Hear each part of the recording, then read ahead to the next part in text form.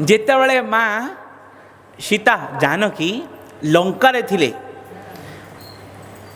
କିଏ ଗଲେ ନା ହନୁମାନଜୀ ମହାରାଜ ଗଲେ। ହନୁମାନ ମହାରାଜ ଯେତେବେଳେ ଲଙ୍କା ଭିତରେ ପ୍ରବେଶ କଲେ, ଦେଖିଲେ କ'ଣ ନା ସୁନାର ଲଙ୍କା। କେଉଁଥିରେ ତିଆରି ହେଇଛି ନା ସୁନାର ଲଙ୍କା। ଖୋଜିବା ପାଇଁ କାହାକୁ ଯାଇଛନ୍ତି ନା ଯାଇଛନ୍ତି ଶକ୍ତି ସୀତା ମାଙ୍କୁ। ତାହେଲେ ସେ ସୁନାର ଲଙ୍କା କିଏ ନା ମାୟା, ଆଚ୍ଛା ସୀତା କିଏ ନା ଭକ୍ତି। ମାୟା ଭିତରେ ଭକ୍ତି ଖୋଜିବ, ଭକ୍ତି ଯେତେବେଳେ ମିଳିଯିବ ସଂସାରରୁ ଉଦ୍ଧାର ହୋଇଯିବ ବୋଲି ଭକ୍ତବତ୍ସଳ ଭଗବାନ କି। ତେଣୁ ମାୟା ମୃଗମ୍ ଦଇତୟେ ସୀତମନ୍ୟୁ ଧାବନ। ରାମଚନ୍ଦ୍ର ଭଗବାନ କହିଲେ ମୁଁ ମଧ୍ୟ ମାୟା ମୃଗ ପଛରେ ଧାଇଁଲି ଏବଂ ଦୁଃଖ ପାଇଲି। ତେଣୁ ଏହି ସଂସାରଟା ହେଉଛି ମାଇକ ମାୟାର ସଂସାର। ସେଇ ମାଇକ ସଂସାର ଭିତରେ ମୁଁ ଭକ୍ତିଟିଏ ଲୁଚେଇକି ରଖିଛି, ନେଇଯାଅ ଖୋଜିକି।